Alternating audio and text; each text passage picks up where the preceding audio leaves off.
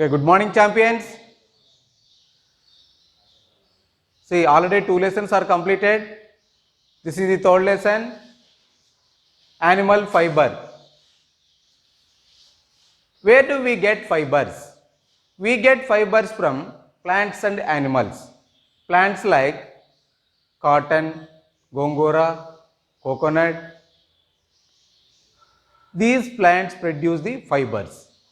Again, obtained from animals also. Fibers obtained from animals like camel, goat, sheep, alpaca, etc. So we get fibers from plants and animals only. So today we are discussing about the third lesson, story of silk moth. In that story of silk moth, observe the board, students. Story of silk moth. First larva, eggs. So a butterfly is like a butterfly. Silk moth produce the eggs. The eggs changes into larva. Larva changes into caterpillar. Caterpillar changes into silk moth. Silk moth changes into cocoon. Cocoon changes into silkworm or butterfly. So these are the various stages of the story of the silk moth. See, what is meant by sericulture? Rearing of silkworms for obtaining silk is called sericulture, or the study of silk moth is also known as the sericulture. Silk moth is like butterfly. So, another name of the silk moth is Bombyx mori. This is the Chinese silk moth. A butterfly, this is like a butterfly. Bombyx mori is the Chinese silk moth. A silk moth lays about 500 eggs at a time and they can die. See, after these eggs are collected from farmers from various districts like Karnool, Kadapa, Anantapur. These districts collect and they are hatching. They are hatching and prepare the larvas. So these larvas changes into caterpillar. So what is the here? Feed of the silk moth. See the life cycle of silk moth. See the diagram, life cycle of silk moth. So these are the various stages in that silk moth. See, larva. So eggs hatching after they can form the larva. So that larva eating the feed of the mulberry plants. Those are doing sericulture industry. They are preparing the first mulberry plantation. Mulberry plantation is very important process of the silk industry. So these larvas they are eating 30 to 35 days they are eating day and night that mulberry leaves. And after 30 to 35 days they cannot eat the mulberry leaves. They can settle one place. After that mouth is the side, they are moving with a side to side and they can secrete the one fiber like substance that is called the silk. See, at the time of caterpillar, they are changing the so many stages. They are moving, these caterpillars are arranged in a frames are called Chandrikalu. They are settling that place in the Chandrikalu. They are moving these time, at the time of caterpillar time and cocoon, this caterpillar changes into cocoon. At the stage of cocoon, they are not eating any feed. So they are settling one place and they can that body is surrounded by a sac like is called the patukailu or cocoons. Cocoon stage is the very important of the life cycle of silk moth.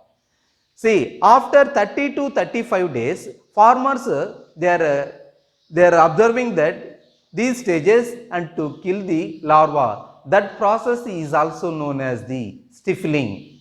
Killing of the larva. Killing of the larva is also known as the stifling. In that time, so at the time of not doing stifling, not doing the killing of the larva, it can fly away the butterfly. So it spoil that silk. So farmers observe the 2 to 3 weeks before that pupa stage. They are observing these silk moth to kill that larva So do not kill that larva, it flies away. This is the very important stage of the silk moth. Students, see that one. So various stages of the life history of the silk moth. Stall 1. From stall 1 is the moth to egg. Moth to egg. So what is the moth here? Bombyx mori or the silk moth. So it releases the eggs. That eggs are undergoes many changes.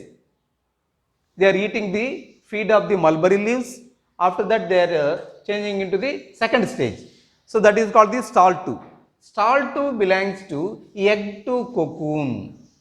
Egg to cocoon, that is the, I will show the pictures. Egg to cocoon. Stall 3, cocoon to fiber. Process of reeling, fiber to yarn. So in our state, reeling centers are Andhra Pradesh, Nandikotkoru, Dharmavaram, Madanapalli, Hindupur. These are the reeling centers of the Andhra Pradesh. So in our these districts, remaining all people are coming from these districts. They are purchasing these cocoons. See, at the time of cocoons, at the time of stifling time, before we are discussing, no, what is meant by stifling here? Killing of the larva. Killing of the larva is also known as the stifling. So farmers do not stifle that cocoon stage. It will fly away, come out from the butterfly. So that investment is full of loss. So farmers be careful to 2 to 3 weeks at the stage of the cocoon stage. 2 to 3 weeks there, be careful and observing and to find out that process and to kill that stifling process. That is called the cocoon to fiber process of reeling. So silk is obtained from the cocoon. That process is called the reeling. Next one, the reeling to weaving. Weaving is the traditional occupation of India. So these silk fabrics to prepare the saris or the chudidars, whatever it may be, they are preparing with the help of the reeling. That reeling after weaving.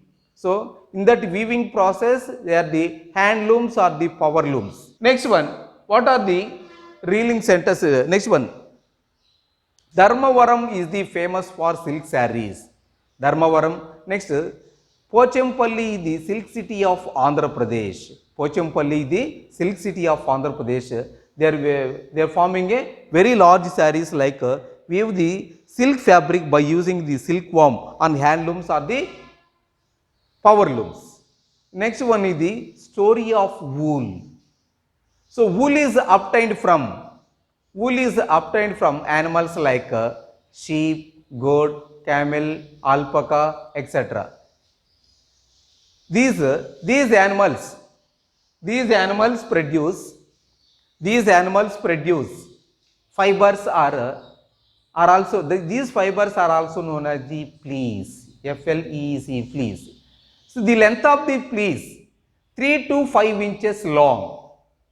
So every spring season states like Himachal Pradesh, Haryana, Chandigarh, Gujarat, Sikkim, these states rearing a large form of the wool fibers, wool industry. So various process of the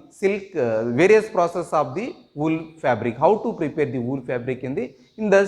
What are the stages of the wool fabric? See students, various stages of woolen fabric. How to prepare the woolen fabric? What are the stages of the woolen fabric? First one, shearing. Shearing is the process to cut the fleece of the animals like Angora goat, merino sheep, camel, alpaca, llama, etc. So the fleece of these at the time of spring season, these animals remove the hairs from that animals. So spring season is the suitable season to collect the fleece. So Angora goat and merino sheep produce the quality of wool. So it lays the Angora goat, merino sheep produce the 3 to 18 kgs of wool produced per year. Per year, Angora goat produce the wool 3 to 5 kgs per year. So the length of the fleece is also known as the hair. The length of the fleece is 3 to 10 inches or 15 inches length. That is depends upon the growth of the animal.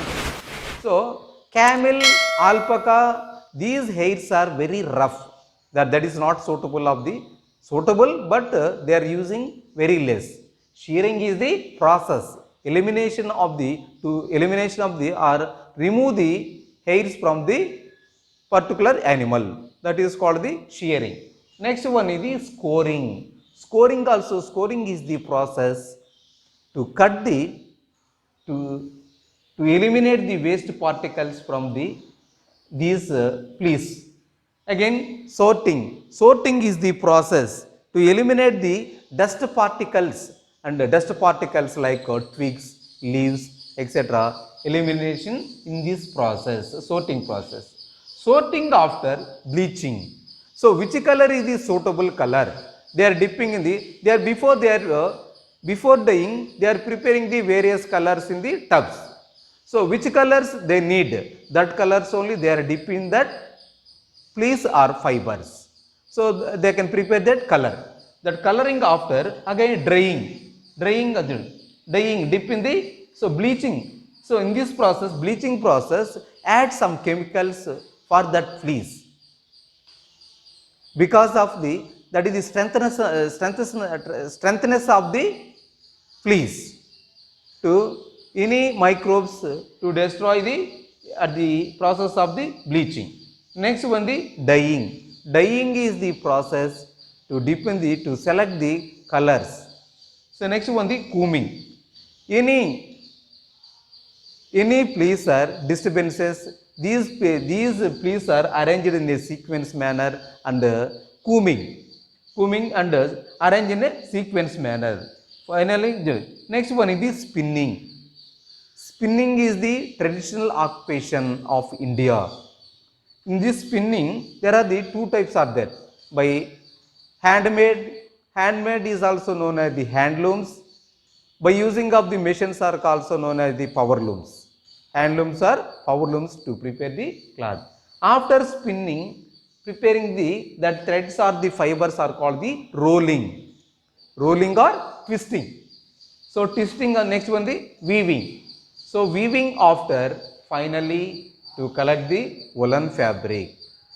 In our state, in our India, in our nation, 10 states are there preparing the large forms of the wool industry. See, all north states like Himachal Pradesh, Sikkim, Haryana, Punjab, Arunachal Pradesh. These states are to produce the large forms of the various stages of the woolen fabric. Okay, students, continue the another lesson. Okay, students, thank you. I hope so every student understood that lesson. Subscribe this our channel. Thank you very much, students. So we will meet next class, another lesson.